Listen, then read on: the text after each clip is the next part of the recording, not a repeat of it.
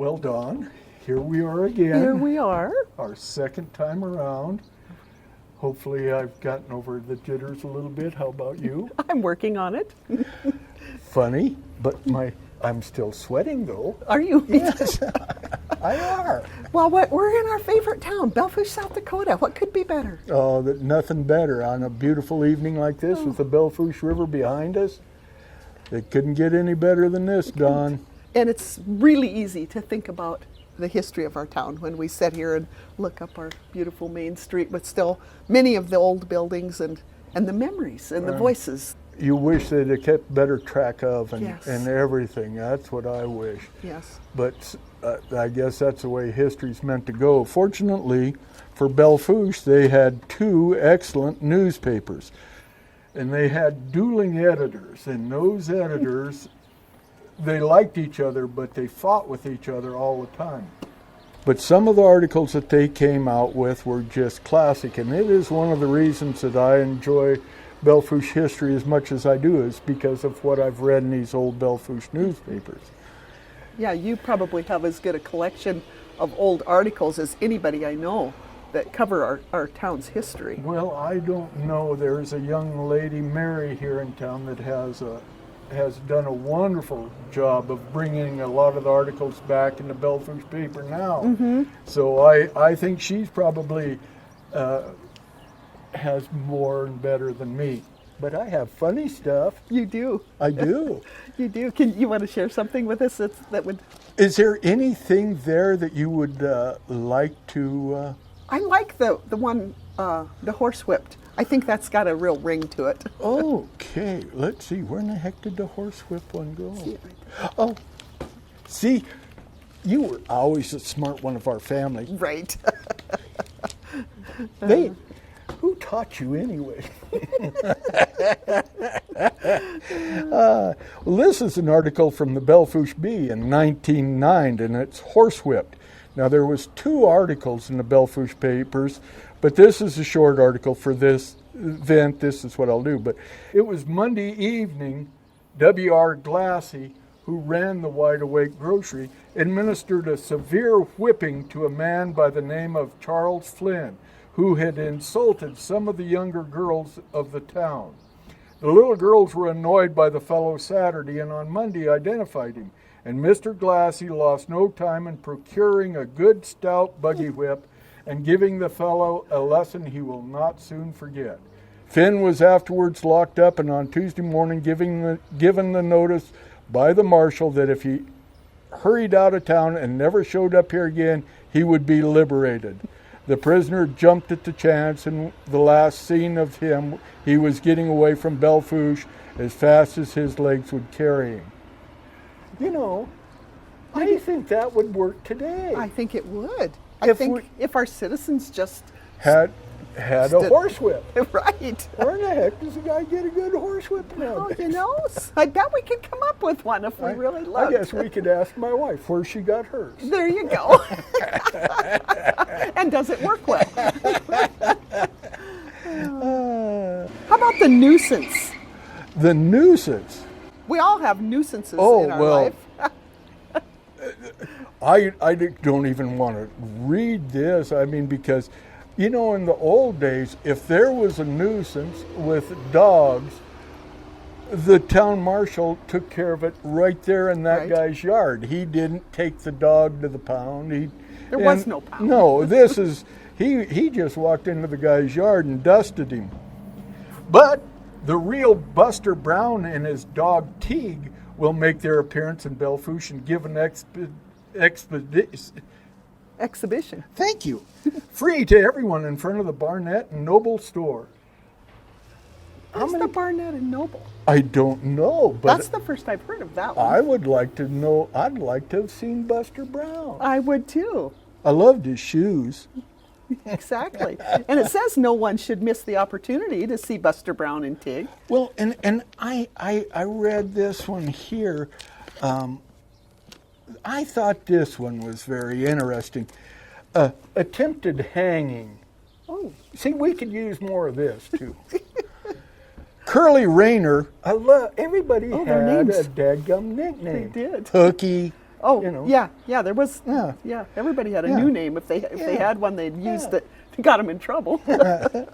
Curly Rainey reports that while out on Owl Creek Tuesday morning, he was held up by two men and hung to a tree and left. The limb bent sufficient to permit his toes to touch the ground. His pocket knife had been taken from him, but a penknife in his watch pocket had been overlooked. His hands were tied behind him, but not so tight as to prevent his securing the knife and cutting first the rope around his wrist and then the one around his neck. We have not learned further particulars nor the cause of difficulty. And this was in the Belle Fourche Times. That was the very first newspaper in Belle Fourche. In 1896. 1896. Wow. That was before the bank robbery. Right. They hung some clown they- out there on Poor Owl Creek. fellow. Just think about You know. trying to get your toes on the ground. Right. That's really. I can remember when I was a child trying to walk uptown and some mean kids lifted me up and hung my belt over a picket fence. And there I hung. And there you hung. I feel for this guy, I do Dawn. too. I feel for this guy. Oh my gosh. Yeah. You know, and Belle Fourche, if you read these old Belle Fourche newspapers and you just, they're just wonderful, wonderful history. And, let's see. Well, what I like about the stories that you've shared and that I've looked up in researching people, but time and again we run across names of the ancestors to people who still live here. Still live here. Communities. I mean, the community has grown, but people from the families are still here, Are 5 and 6 generations later. Still here. Something to be really proud of It in our is. town. It is. Absolutely. And there's so many of these people that their family histories so important to our community. It'd be nice that they were recognized. It would. It really Yeah, would. yeah. I read this one to you before, but did you want to hear this one I again? do. I do. A wild woman wants position teaching. That's the headline.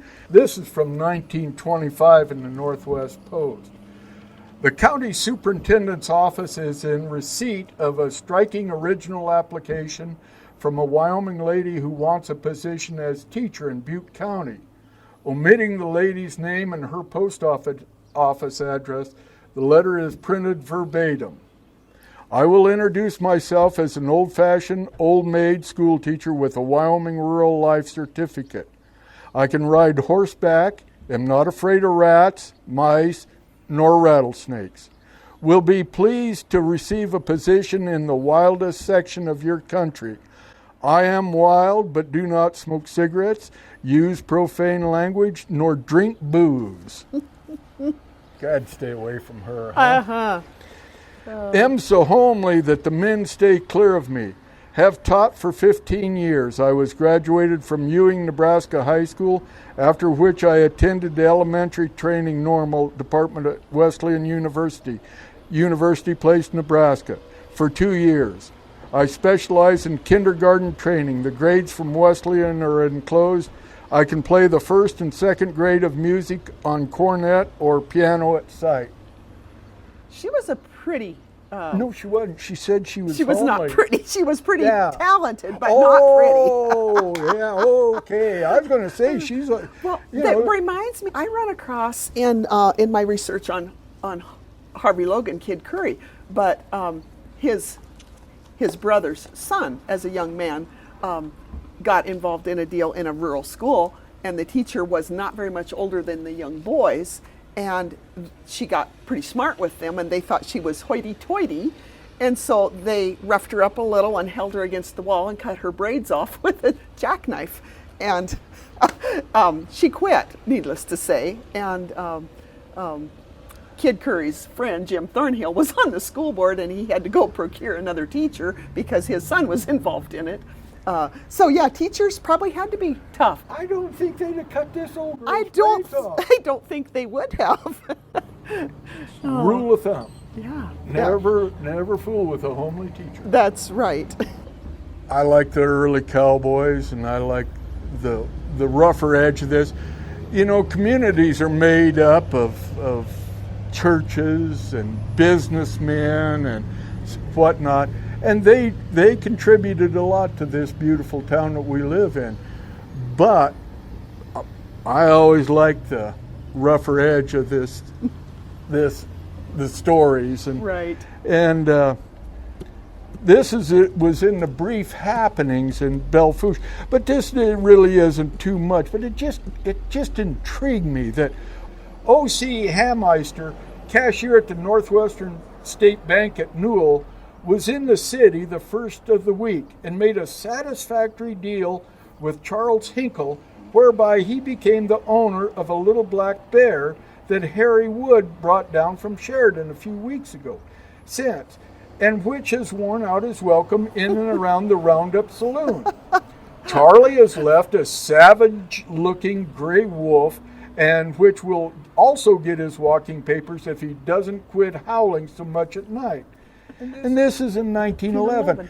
But you can look in different source books and stuff, and they talk about that bear in the saloon. And wouldn't that be...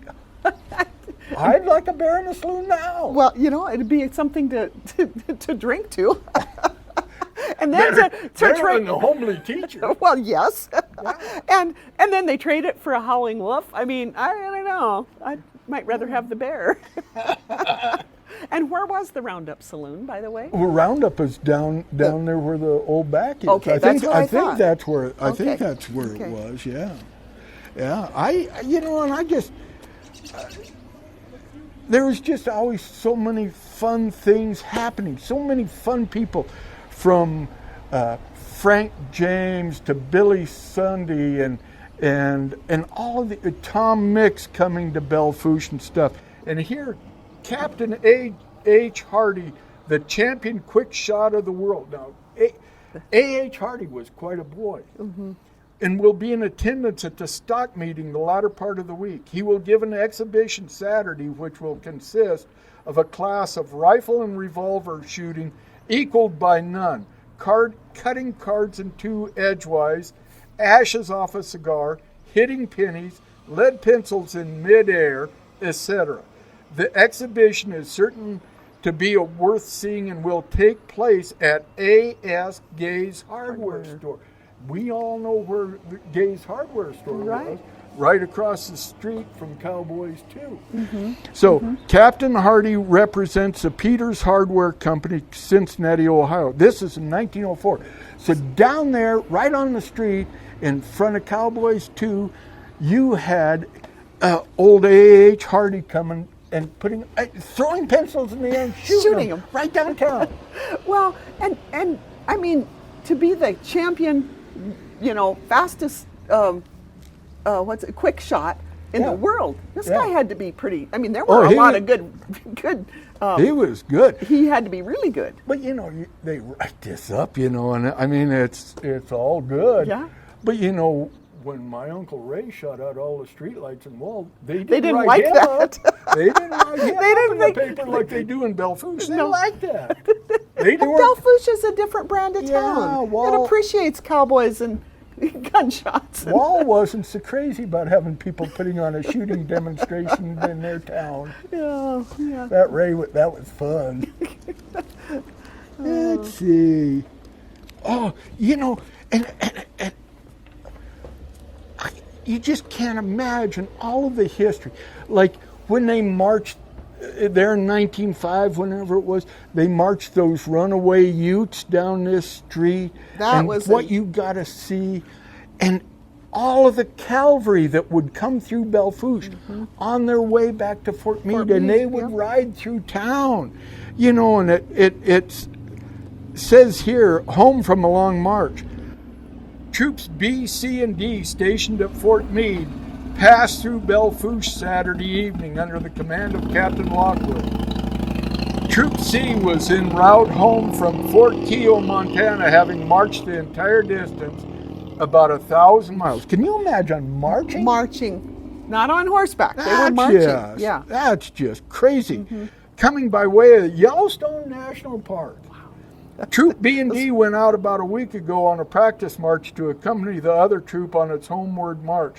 The troops were united at the old Stoneville crossing on the Little Missouri River, Which is Elzada. which is Elzada.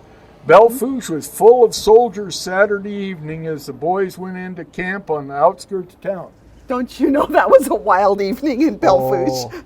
I'll bet that was the first time that homely teacher danced in years. And it was.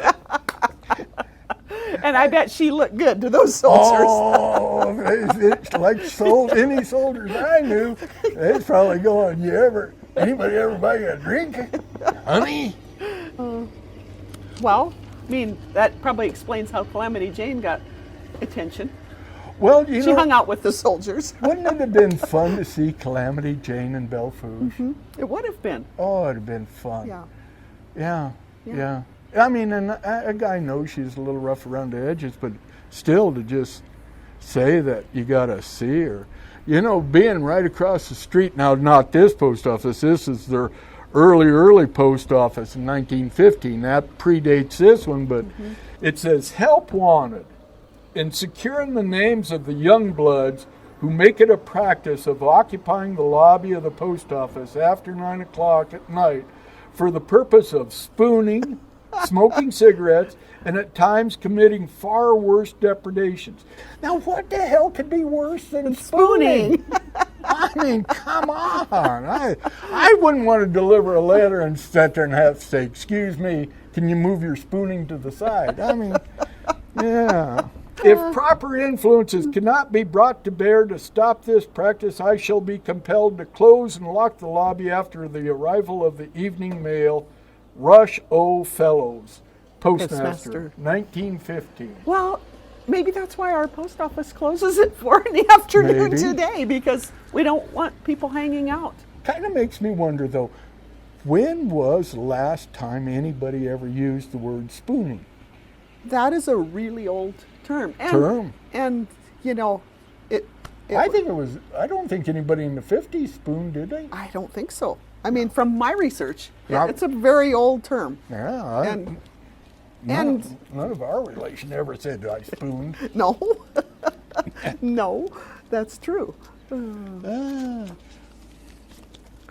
And that's one of the things. I have a dictionary of old words used back in the day, and it is just absolutely amazing when you're trying to write things authentic to the eras of some of the words that we don't have a clue what they mean today, or that were common language. But that's what I love about your book so much, because you use the vernacular that we hear when we go to brandings, or Right.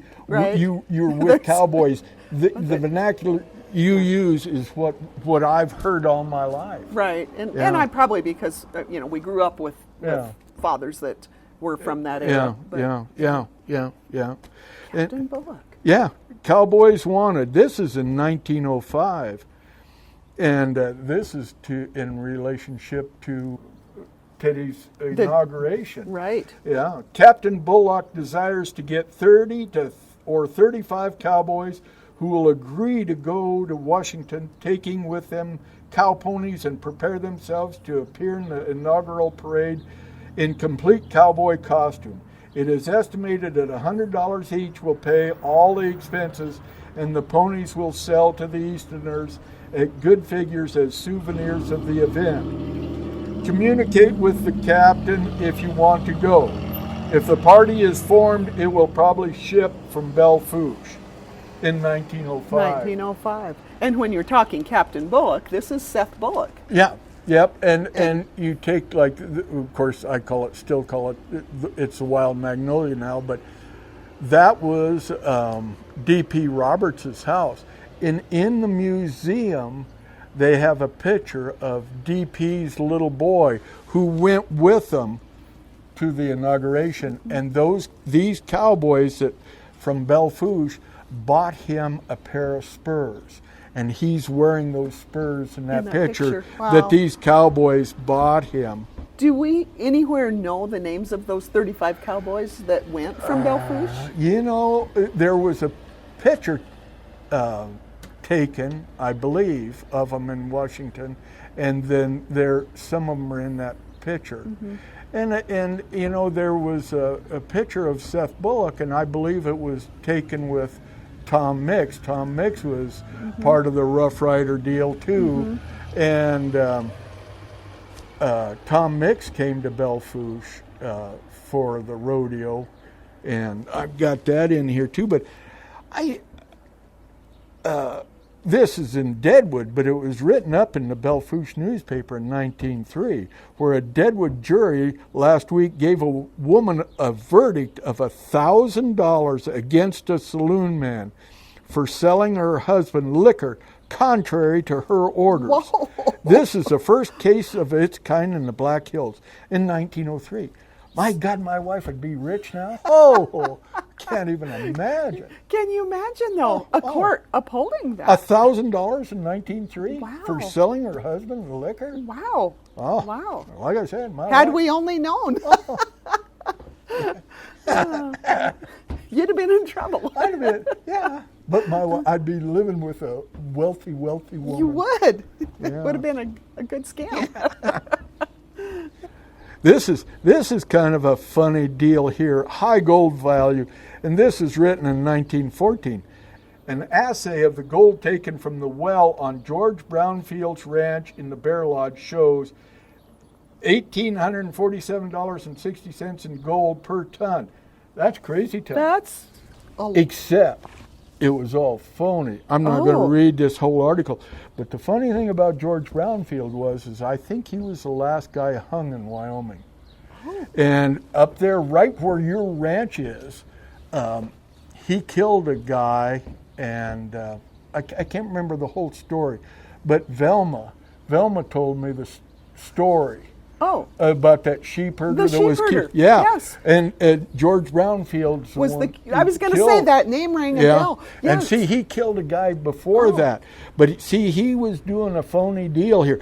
But so he planted the gold for the assay. They wrote this up in the Belle Fourche newspaper that he had all this gold.